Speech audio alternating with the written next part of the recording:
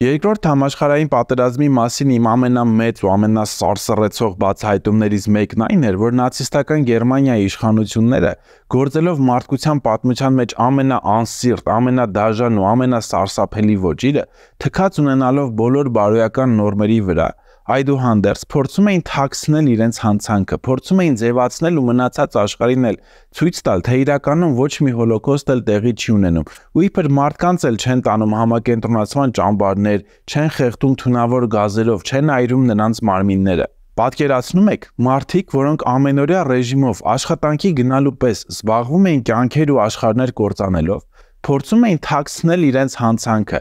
Այսինքն նրանք գիտակցում էին, որ վատ բան են անում, գիտակցում էին, որ արածի համար գուցե պատասխանատվության առաջ կկանգնեն։ Անգլիացի մեծանուն հեղինակ Մարտին Էմիսի հետաքրքրության գոտի գիրքը պատմում է Երկրորդ համաշխարհայինի ժամանակ մի համակենտրոնացման ճամբարի մասին, ավելի ճիշտ այդ ճամբարում ապրող 3 մարդկանց՝ Պարետի, կնոջը սիրահարված մի պաշտոնյայի ու հրեա բանտարկյալի։ Այս կերպարների միջոցով Էմիսը մի այնպիսի դժոխք է բացահայտում բանից անտեղյակ ընթերցողի համար, որ վերջինս ինչ-որ պահի գուցե դադարի մարդկության պայծառ ապագային հավատալուց։ Բայց ես հաստատ չէի խոսի այս գրքի մասին, եթե այն սահմանափակվեր միայն դժոխքի տեսարաններով։ Այս գիրքը հառնելով հոլոկոստի մոխիրներից առաջին հերթին կոչված է վերահաստատելու, որ կյանքը կա ու կյանքը շարունակվելու է, թեկուզ հենց հումորի շնորհիվ։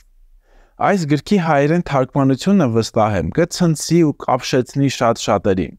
Այո, հայ ընթերցողներից շատերը ծանոթ են արդեն Աննա Ֆրանկի օրագրին, ծանոթ են գրքի գողին ու շատ այլ կարևոր ստեղծագործությունների, բայց սա վստահեցնում եմ, բոլորովին այլ զգացողություններ կպարգևի, այնպես որ գոչս հայաստանցի հրատարակիչներին թարգմանեք ու հայ ընթերցողին պարգևեք Մարտին Էմիսի հետաքրքրության գոտի գիրքը։